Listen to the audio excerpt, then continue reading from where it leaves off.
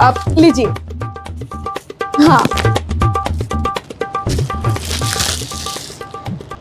अरे बाप रे, काम पर जाने का टाइम हो गया और मेरी बाकी की पतंग तो रह ही गई। क्या हुआ? क्या आप भी वही सोच रहे हो जो मैं सोच रही हूँ? हाँ हाँ, चलो फिर।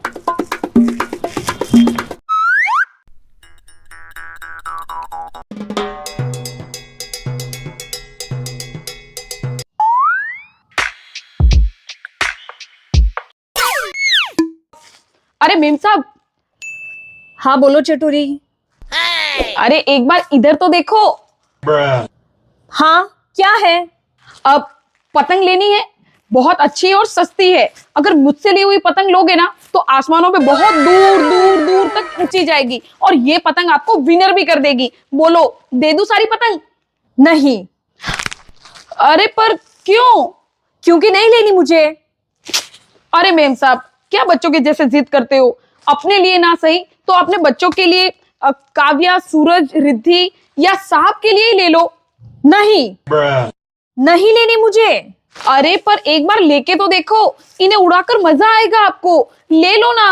चटोरी, काम पड़ा है, पहले वो करो। काम छोड़ के ये पतंग बेचने लग गई हो? जाओ काम करो।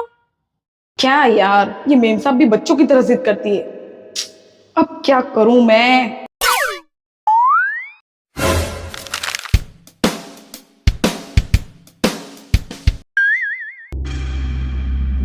अरे मेम साहब, वो आपके लिए एक ऑफर है।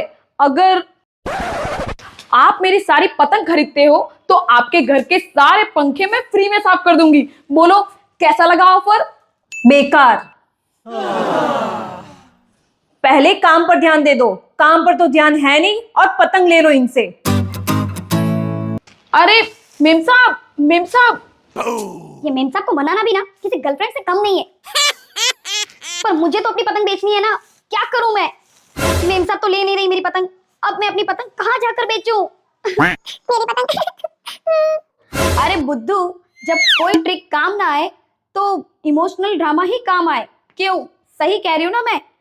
अरे हाँ, अब बिल्कुल सही कह रही हो तुम।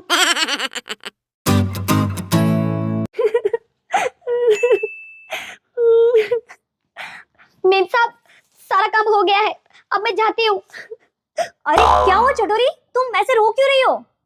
अरे रो नहीं तो क्या करूं मेम साहब, इतनी लाचार जो हूँ मैं। घर का खर्च चलाने के लिए घर घर जाकर काम करती हूँ, वो भी पूरा नहीं होता तो मैं पतंग बेचने लगी ताकि मेरा घर ठीक से चल सके। पर मेरे तो पतंग भी कोई नहीं ले रहा।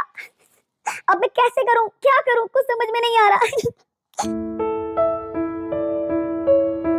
No.